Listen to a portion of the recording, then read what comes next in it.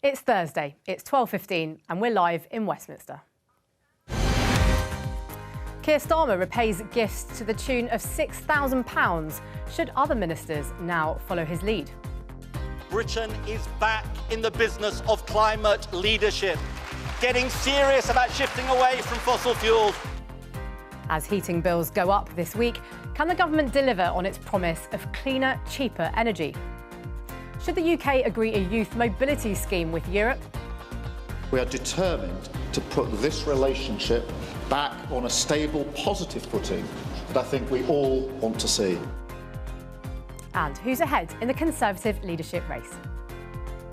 Joining us today, Energy Minister Miatta Fawn Bullough, Conservative peer Stuart Jackson, Green Party MP Sean Berry and former Conservative advisor Henry Newman. This is Politics Live.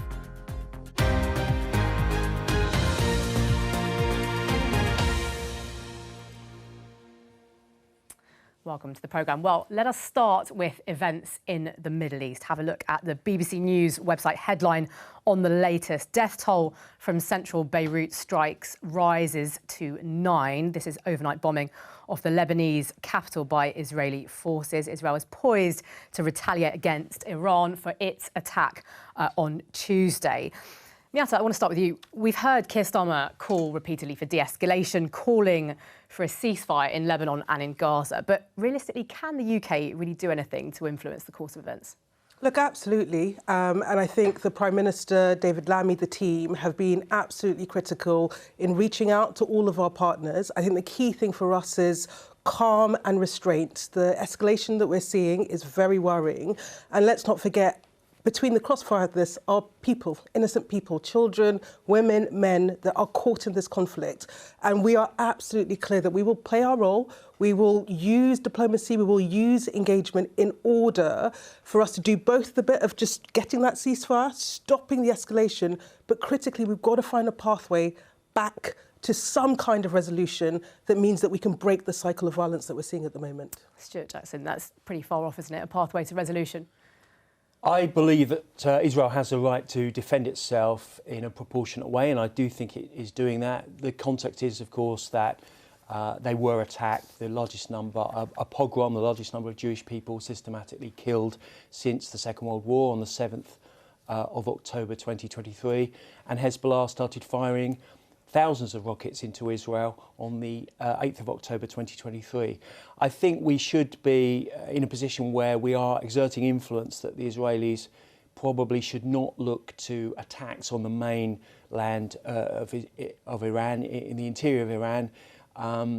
Notwithstanding that, an Iran which has a nuclear capacity and capability to strike not just Israel but the rest of Europe is a very dangerous place, and I think on that basis, the United States and the UK should support in any way they can Israel's endeavours to stop that happening, because it's an existential threat to our whole society and to the world. Right, you're saying no support for attacks on mainland Iran. President Biden has said that he doesn't support potential Israeli strikes on Iran's nuclear sites. You think there shouldn't be an attack on mainland Iran at all?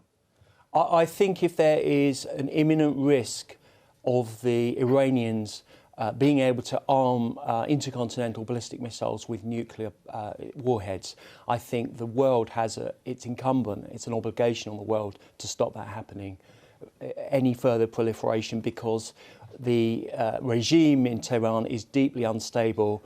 It's an appalling, horrific regime, and actually what the Israelis are on the front line of civilization, defending civilization against these people that are seeking to attack the very essence of our values in the West.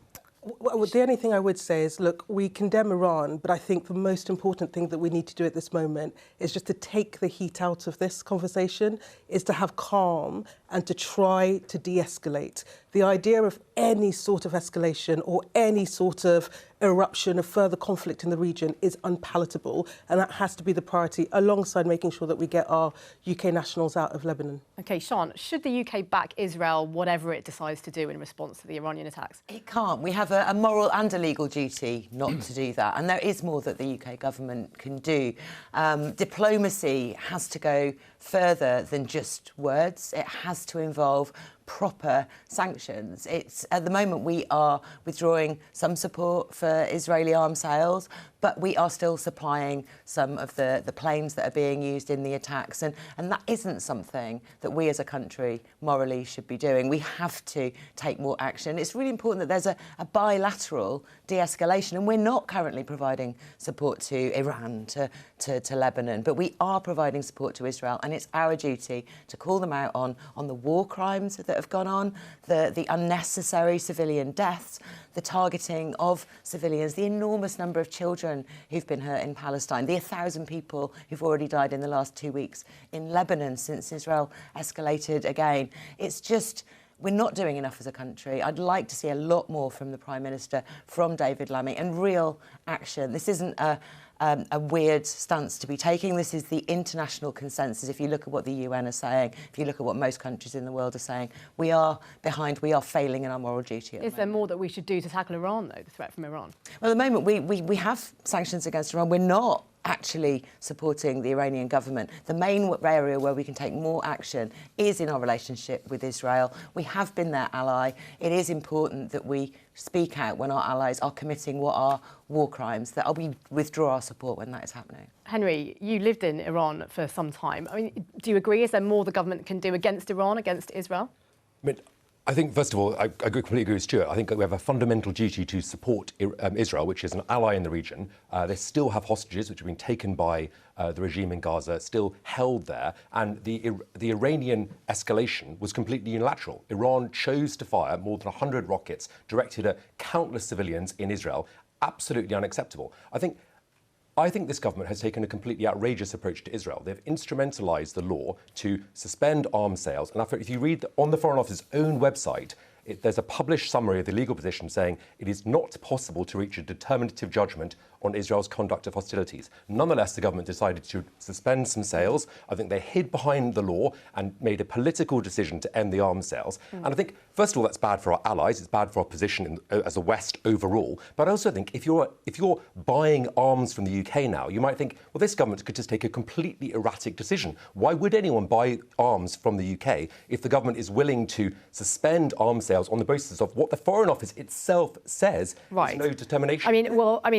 The government suspended about 30 out of 150 arms licences to Israel. I mean, Miata... Look, what I'd say is Henry's used to a government that plays politics with war and international affairs. We don't do that.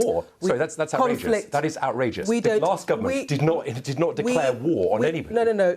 With international affairs... You said war. Conflicts. I said war, conflicts, and international affairs. Which conflicts did we enter into last government? Are used to playing politics with it. We don't do that. That is a shocking allegation. We have followed the law. We're very clear that whatever we do, we'll follow international law. The decision around the exports was fundamentally backed by law. We are very clear that in order to have the integrity and to have the credibility to be in the national stage and do what we think we need to do to ensure that there is security, our security, but it's security globally, we have to have that credibility, and that means abiding by international law, and that's what we're doing. We don't play politics with it. I know it's not something you're used to. Except in Iraq in 2003. But it's not something that we will do. It's completely shocking. Your actual words were that we played politics with war. I mean, and then you failed to back that up with... No, you said war and conflict, and you failed to back that up in any way. Okay. And you haven't responded to my point that the Foreign Office itself said it was not possible to reach any determinative judgment on Israel's conduct of hostilities. But what the judgment does say is that in order to abide by international law, we thought that those particular arms sales had a risk of being used in a way that maybe wasn't compliant, and that is why we withdrew them. But we're really clear, it's not easy. There is no side is happy with the position that we've taken, but we have taken a position that we think is consistent with our commitment to abide by international law, and I think that's the most important thing, and it is absolutely critical for our credibility if we're going to play the role that we are determined to play, to be an honest broker and help get to a resolution and a de-escalation of conflict. OK, very briefly, I mean, the situation is developing. There are obviously new fronts opening up in this conflict. Are you going to keep further licences under review now? We've said we'll keep licences under review. All right, OK, we'll leave that there. I want to turn now to the front page of today's Daily Mail. It shows Starmer coughs up £6,000 to pay for his freebies. This is Keir Starmer, the Prime Minister, paying back more than £6,000 worth of gifts and hospitality received since he became Prime Minister. This is after weeks of criticism against him and other cabinet ministers for accepting donations. Let's talk to our political correspondent, Harry Farley, now, who is in our Westminster newsroom. Harry, £6,000 is by no means the total value of the donations that Keir Starmer has received in recent years. What has he chosen to repay now and why? So what he's chosen to repay is around £3,400 worth of tickets to see Taylor Swift in August, tickets to see the races in Doncaster, and a clothing rental agreement used by his wife. But as you say, that is far from the sum total. He's not paying back hospitality he received from Arsenal Football Club, and he's also not paying back the thousands of pounds he received worth of clothing before the election. Now, we are expecting, Leila, an update to the ministerial code in the next couple of weeks, and Keir Starmer has promised a new set of principles governing how ministers accept and declare donations and gifts. We're not clear what those new principles will be or when exactly we'll get them. Those questions as yet unanswered. And there are also questions unanswered for what happens to other cabinet ministers and the freebies and gifts that they have received since the election in particular. You only have to go through the register of members' interests to see a whole list of other gifts and donations that other cabinet ministers have received. For example, Angela Rayner declared a gift worth around £800 of hospitality to go to a DJ booth in Ibiza. So should she and others follow the Prime Minister's example in paying those back? Those questions unanswered.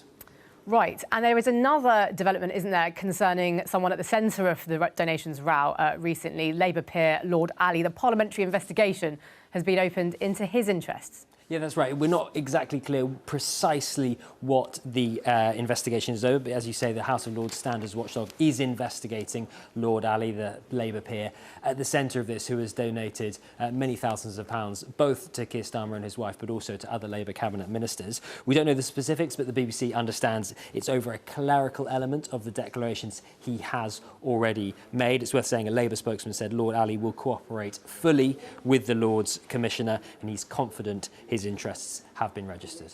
OK, Harry, many thanks. Harry Farley there, our political correspondent. Miata, let's just talk about the logic of the Prime Minister's decision to repay these donations. Can we just take a look at a picture of Keir Starmer and his wife at a Taylor Swift concert in June? Now, this was a gift, these tickets, but he hasn't given any money back for this.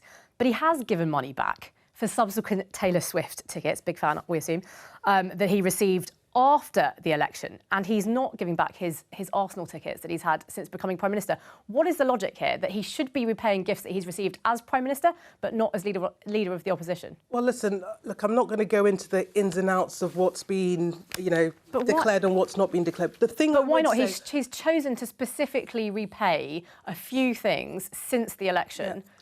Excluding football tickets. The thing that I would say is that the reason that we are even having this conversation is because the Prime Minister and other colleagues have followed the rules. They've declared this in the right way. Fine. We know about them, but he has now made the decision to repay certain donations. Why has he done that? Look, I'm not going to go into what the Prime Minister's decided to do or not do. The bigger point for me is that, look, we recognise that at the heart of this is a question of trust and politics, without a doubt. And, I have to say, some of the kind of line of debate that is trying to, in some respect, equate and compare the Prime Minister in this government with the last government, with the corruption and cronyism we saw under Boris Johnson, I think is quite frankly farcical. But there is a key point about trust and politics. And for me, the real important thing is, firstly, that we do strengthen the ministerial code, because I think when we say that we need to restore trust in politics, we are honest and real about that. And that means the rules around ministerial code strengthening and tightening the rules around these declarations, I think, is now needed. But I think there is a more fundamental point that goes beyond this, which is, in the end, I speak to people, that sense that politicians are all alike, that lack of faith, we have got to change that. And that is about delivering. So when I'm in my constituency talking to people, the thing they are worried about is how we're going to build the homes. Right, OK. I want to bring this back to the questions raised by Keir Starmer's decision, because can we just take a look briefly at Angela Rayner, the Deputy Prime Minister here? She has been living it up in Ibiza this summer. Turns out it was a company based in California that actually paid for her to have this private rave in the DJ booth at this club at a cost of £836.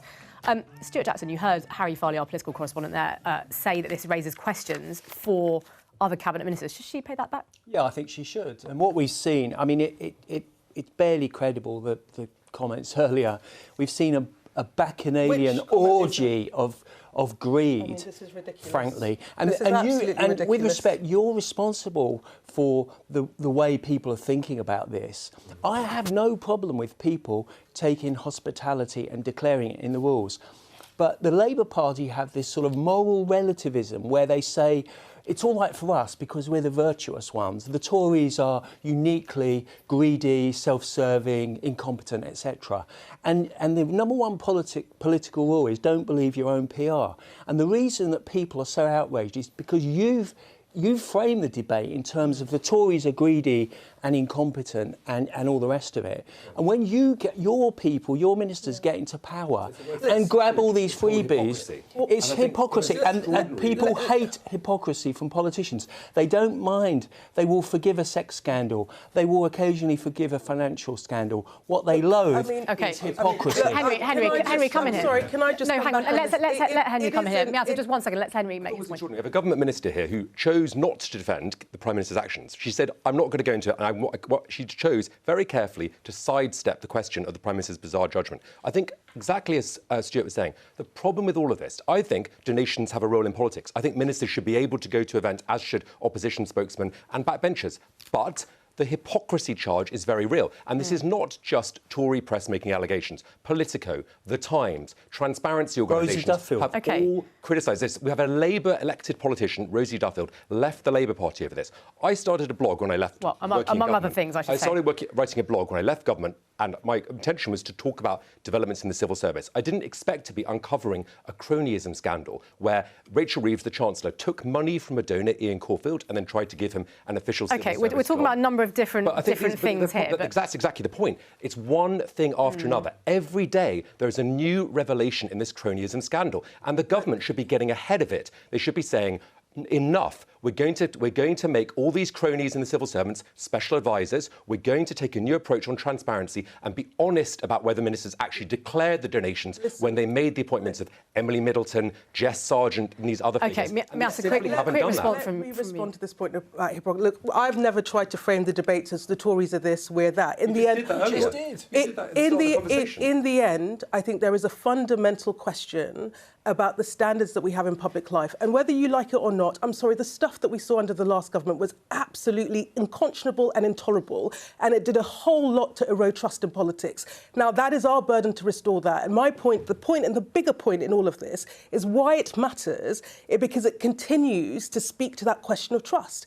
And I don't resolve from the fact that I think it is a responsibility of our government to repair that, because it's fundamental for our democracy. And that is about tighter rules and clearer rules, and we recognise that. And that's why the Prime Minister has announced what he has. But critically, it is also about delivering. We cannot have politicians saying one thing and doing another. We cannot have people feeling that politics does not work for them. And in all of this debate, that is the most fundamental point in this conversation. Sean, can I just bring in Sean? Sean, do donations have a place in politics? I think that the argument we're having is the right one to have. The reason we have these rules, and this is the point that by just going, oh, well, would they stuck to the rules, it's a complete red herring. The point about the rules is they're about transparency. When people declare donations, when people declare gifts, when people declare they've been to events, we are right to question that. The point of the rules is the transparency. And it is true here that all of the donations have been properly declared. Yes, and we are right to discuss whether or not we don't know. And the key thing here, the point of somebody giving Keir Starmer access to an event or inviting him to something, it's about access to the Prime Minister. And with a big gap in all our standards rules at the moment is meetings and being lobbied. We need to be declaring as MPs all the meetings that we have with lobbyists, and the Green MPs are going to be doing that. It's something I fought for in my previous job in the London Assembly. There needs to be much more transparency about who has access to the people. I think that's in power. reasonable. Right, so we And don't that's need... what these donations often represent, and that is the point. We need to be discussing. Right, so you wouldn't want to ban donations entirely. Henry, very quick thought from you before going back to I just don't think it's true necessarily that everything has been declared in the right way. We know that the Chancellor, Rachel Reeves, did not declare to her department that she'd received money from Ian Caulfield when she sought to appoint him. We don't know whether Peter Kyle declared that he'd taken money from Public Digital when he sought to appoint Emily Middleton. We don't know whether Nick Thomas-Symonds said he'd taken Labour Together money when he tried to appoint Jess Sargent. That is a real problem. That is a breach of the ministerial code if you don't declare your interests. And the Labour government has been completely silent on all of that. OK, Miata, final thought from you. I mean, Keir Starmer's talking about changes to the ministerial code, isn't he? Because he doesn't want to rely on politicians' judgment. That would suggest that his own judgment was wrong. Look, I think that we've abided by the rules as they are. We clearly need to strengthen those rules, and the Prime Minister is committed to doing that. OK, well, let us move on now. So I want to take a look at this headline from yesterday's Guardian newspaper. Starmer urged to help households as energy bills rise by £149 a year. This is a call from the Resolution Foundation, the think tank focusing on people on lower incomes, has published its research showing 7.7 million households are likely to struggle to heat their homes this winter. Miata, you are the Energy Consumer Minister. We've obviously talked a lot about the effects of means testing, the winter fuel payment, and what effect that is going to have this year. Why are prices going up under your government? Well, listen, and the first thing to say is that there will be lots of families that I know that are incredibly worried this week as prices go up because people are still under a lot of pressure from the cost of living. To answer your question directly, it is a function of our reliance on international fossil fuel markets and our dependence on them.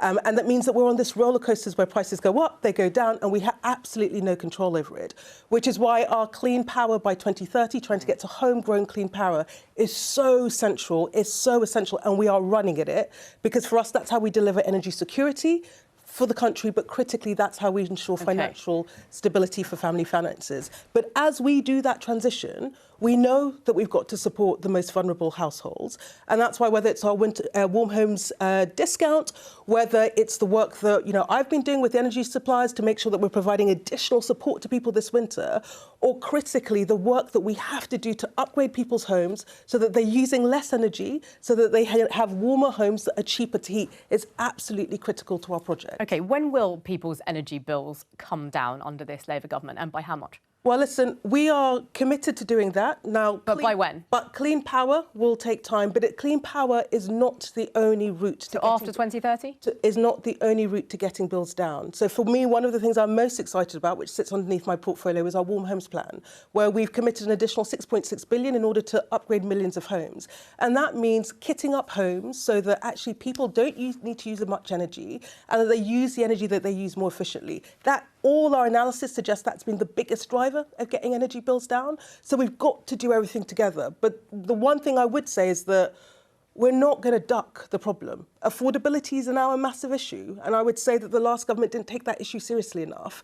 And the reason that we're putting everything the last into... government put an energy price guarantee in place. And the last government also kept universal winter fuel payments. The reason why we're putting everything into this is because energy is an essential good. It needs to be accessible and affordable for everyone. That's not where we are at the moment. And we are determined that over the course of this Parliament, we start fixing that problem that we haven't fixed for a long time. OK, I mean, Sian, this is the first winter now that the cost of living payments have been withdrawn from people who were eligible. Are you concerned about the difficulties that all households are going to be facing this winter? I'm extremely concerned. I cannot see why the government has taken away the winter fuel payment. So many MPs on Labour's side are also questioning OK, but this. it's wider, isn't it, than pensioners? But it is. It is wider than pensioners. And we are now taking some decisions that will lead to more renewable energy, that are going to build a bit more resilience over time.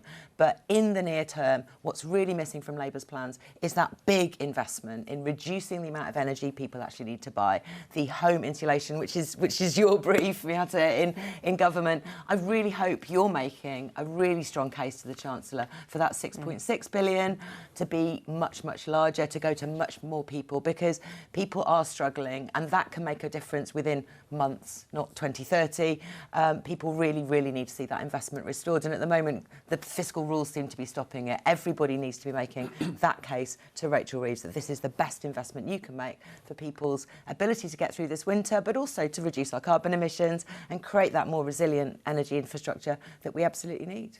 Stuart, I mean, 14 years in power, the Tories failed to do enough, didn't they, to try and bring energy bills down in the long term? No, I think given the problems that we had in terms of the war in Ukraine and COVID and some of the other But there was issues, also rowing back on some targets. Well, there were, but remember, you know, we were in the position of very great economic difficulty, and we had to make choices. This government has a better and more benign economic inheritance, despite what Rachel Reeves says, and yet almost the first thing they do is take away the winter fuel allowance. And it's incongruous to talk about warming homes and then pursuing that policy. Okay. What I would say is, just very briefly, you have to have a good portfolio mix of different energy sources. Look at what happened with Angela Merkel in Germany, getting rid of nuclear power and also becoming over-reliant on the Russians for oil and gas. We shouldn't be in that position. Renewable energy is important, but the fact is, since 1990, I think we've got the best record in the Western world for reducing CO2 emissions. So we've got to do things incrementally, I believe. And for instance, forcing landlords out of the rental market by saying you have to have a certain degree of ability to heat a home very, very quickly without giving them the chance to adapt is crazy, because the unintended consequence will be fewer people will be renting homes. So we have to be careful of the way we rush at net zero. There's another reason why we need public investment, actually, to help the landlords out, because these kind of details do matter. OK, Henry, are we phasing out fossil fuels too early? I worry that the 2030 clean energy target is simply unachievable, and the effect of this will be massive deindustrialisation. Grangemouth, Talbot, Tees, really serious. It will mean deindustrialising the UK, and it will mean importing more Chinese products. And I think it's crazy that the 2030 target actually makes it harder for us to use nuclear, which will be the most stable source of non-intermittent power. But I want to turn to a donation point and ask Miata a specific question. The Labour Party's taken £4 million from a hedge fund based in the Caymans called the Quadrature. That hedge fund funds a foundation, which in turn funds the Green Finance Initiative, which is then giving £99,000 to Ed Miliband. Ed Miliband just happens to appoint the head of the Quadrature Climate Foundation, Rachel Kite, as his special envoy on climate. Was that donation declared to the civil service when he appointed Rachel Kite, a woman who has previously supported Extinction Rebellion? So I don't know any of the details of what you said, but I will pick you up. It's all in the public domain. But I will pick you up on that key point about the transition, because I think in this debate that's the most important point. And look, we absolutely recognise. You can't tell me if Ed Miliband made that declaration to the civil service. You made a more fundamental point about the lives of people who will be impacted by the transition, which I do want to address. And, you know, the transition really matters, and getting that transition really matters. We have too many examples in our history, actually under Conservative governments, where we haven't done industrial transition really well, and it's communities that get blighted for decades. What are you saying to those communities in Grangemouth, then? We are Port Talbot? We are incredibly mindful that we've got to work with communities, with unions, with businesses, to think about what that transition, what those jobs look like for those communities. So in Grangemouth and Port Talbot, we've struck a deal so that we're putting investment in. We are working to make sure that actually the workers in those areas can transition to some of the green jobs that we're creating, and we're putting investment in those areas. The reason I was asking about the donation is because it's an important point. Let me just make one point. But the key point is you've got to be intentional about it. You've got to be proactive about it. You can't just hope it will happen. OK, but is it achievable? Is the 2030 target achievable? I mean, the new boss of the new grid operator, Fintan Sly, has said, is it at the outer limit of what's achievable? Yes.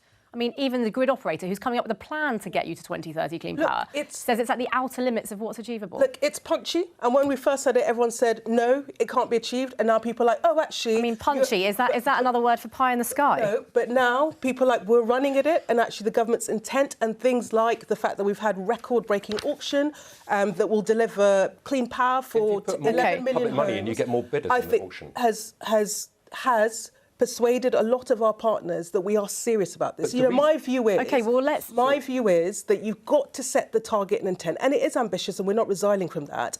And the key is that you put in place the policy and the infrastructure in order to get there. And where everyone I'm talking to, whether it's trade unions, whether it is businesses, people think, well, look, this is a government that has a plan, that is serious, that is taking action at pace, which I don't think anyone would dispute. And actually, people are starting to believe that that target OK, well, let's... Henry, let's just let me... though, is because the Labour Party's single biggest donation was from Quadrature. OK. This is a really important question, whether you're taking Fine, OK, I do want to keep... is then buying policy. Thank you. I do want to keep this focus a little bit back. About that, OK, I just want to keep... I do want to keep beyond what Henry's saying. OK, I do want to keep this focus a little bit more on... for fossil fuels. OK, Sian, thank you. I do want to keep this focus a bit on the 2030 target. Miatta, you mentioned infrastructure, and we're talking about obstacles to 2030. Can I show you this headline from The Telegraph? Ed Miliband faces growing legal threat over pylons rollout. This is talking about the upgrades needed to the grid. I mean, you're already having legal challenges, aren't you, over new pylons? Well, listen, we don't think that this is going to be easy. We're trying to do a really difficult thing. If it was easy, it would have been done like this. But actually, for me, we've just got to be intentional about this. We've got to move quickly. There are big issues, for example, around planning, and we were really clear that this is not going to be a barrier that we're happy to accept. And actually, the job now and the thing that we are trying to do is to work with industry, to work with communities to understand what are the barriers for us moving as quickly as we do, because no one disputes that the end point is where we need to get to. No one is saying clean power by 2030 is not the thing we need to achieve, because it matters for families, it matters for clean energy, it matters for growth in the economy, it matters for the jobs that we're going to create.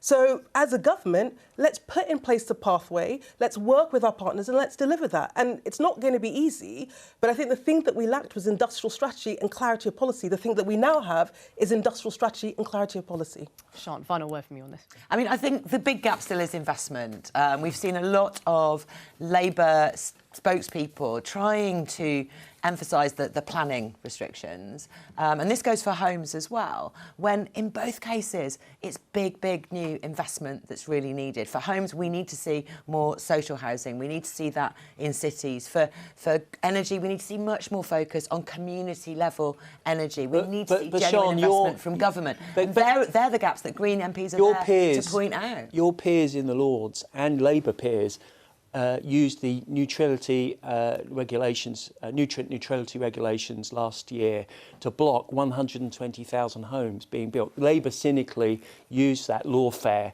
to block that building for people, working people that needed homes. So it's all very well talking about the need for homes. There was an opportunity, but in between NIMBY Tory MPs, Green peers and the Labour front bench, that was blocked. This is the kind of distraction that I'm talking about. Those weren't social homes. OK, I don't want to get onto house building for the moment. We have talked about that a lot on this programme. Right, I think we should bring that discussion to an end for now, because I want to talk about Keir Starmer's visit to Brussels. He's been meeting the European Commission President, Ursula von der Leyen. He was there yesterday. Here you can see pictures of the two of them. They held a press conference talking about the context of a reset that Keir Starmer wants to have in UK-EU relations post-Brexit. Now, he was asked about a youth mobility deal, which is being proposed by the European Commission. This is going to allow young people between the ages of 18 and 30 from the EU to live in the UK, work here, study here for up to 4 years, and British young people would be eligible for the same in the EU. Have a listen to what Keir Starmer said. On youth mobility, look, again, I have made it clear what our position is, and in particular that free movement is a red line. But today wasn't about those individual issues. It was about the way in which we will conduct these negotiations, and the emphasis was on what we can do, not what we can't do. Stuart, would a youth mobility scheme be a betrayal of Brexit? Of itself, I don't think it would. I think we all want to have better relationships with the European Union as we go forward. We have a lot of things in common, such as energy, security, law and order, and of course immigration. But what worries me is, of course, the Prime Minister was on record as seeking primary legislation for a second referendum. He was for many years not reconciled to the decision that took place in June 2016. And so people like myself who did vote to leave are probably rightly sceptical about how far this will go. Because the fact is, the EU never gives anything without getting something back. The strategic objective has always been to punish the UK at the top level for leaving the European Union. And I think my problem is the reach of the European Court of Justice and how much we will have to take their rulings into account or be bound by their rulings. And so I'd like to look at the detail here, but as we look forward to what you call dynamic alignment in terms of regulations with products and services, I am concerned that this government admittedly has red lines on the customs union and the single market, but we'll be watching Keir Starmer very closely. OK, Sean, I mean, is a youth mobility scheme opening the door to freedom of movement? It wouldn't be in the same way that people are seeming to react to it. It's a really, really good offer from Europe, and it just makes me really sad if we're not going to accept that. Why would a youth mobility scheme be a red line when other things that are not in Labour's manifesto, like the two-child benefit cap, like winter fuel payments, are not red lines? They'll compromise on that.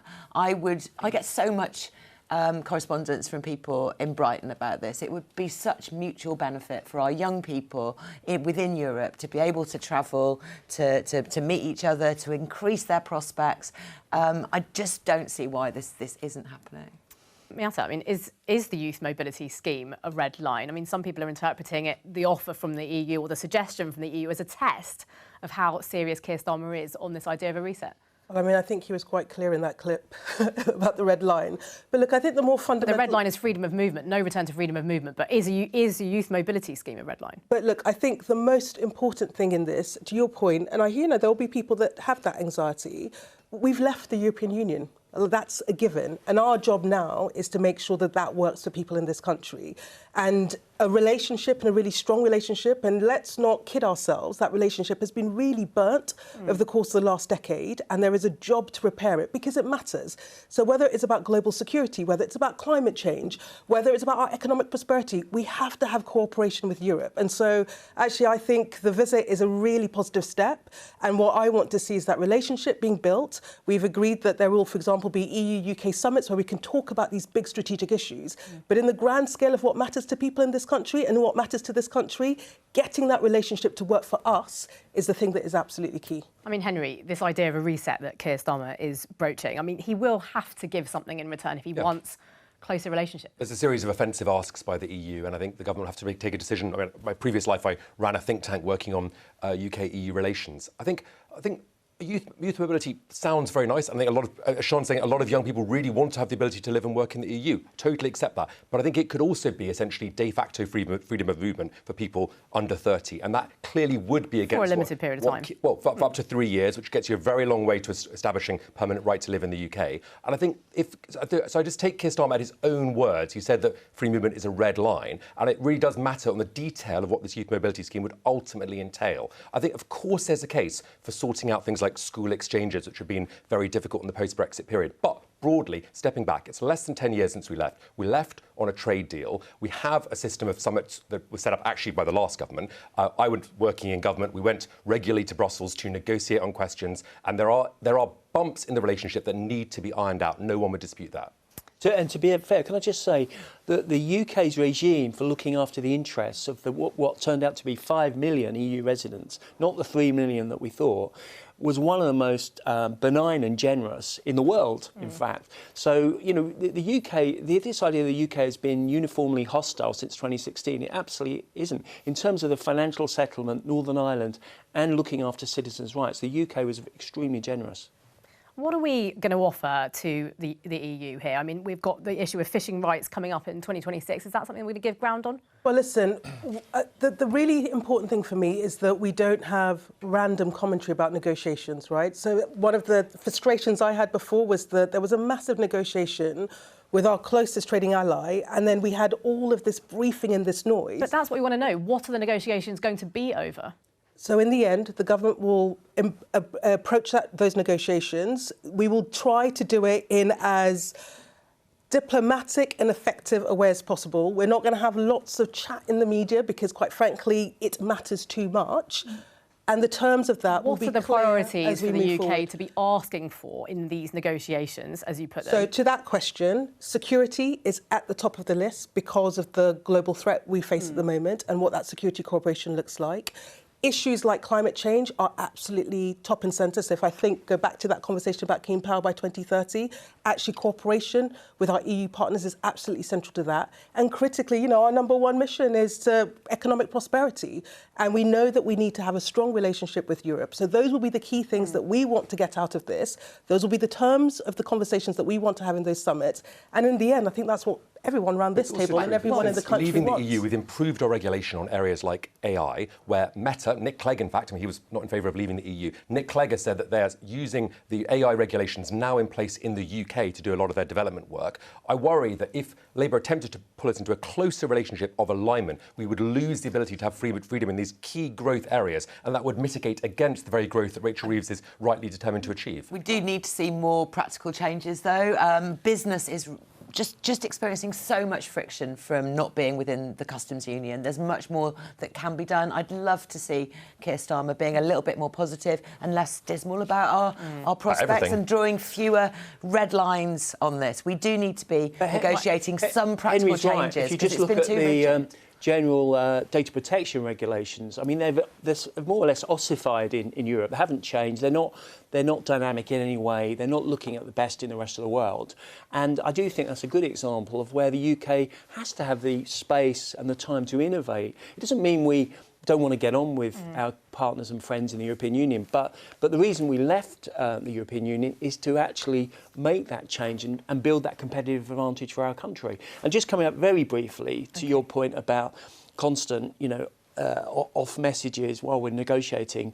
My boss, when I was Special Advisor David Davis, was constantly harried by Hilary Benn and others, brought to select committees, brought to the House of Commons, more or less asked to outline his most intimate negotiating stance by the Labour Party. And of course we had people like Dominic Grieve, Hilary Benn and others going to Brussels, undermining the UK national interest whilst we were going through all these negotiations. Okay. So it's a bit rich to be complaining about noises off from the Conservative Party. All right, we've only got a few minutes left on the programme, so I do want to move on to a bit of a debrief, really, on where we are with the Tory leadership contest. We've obviously been at the Conservative Party conference for the beginning of this week.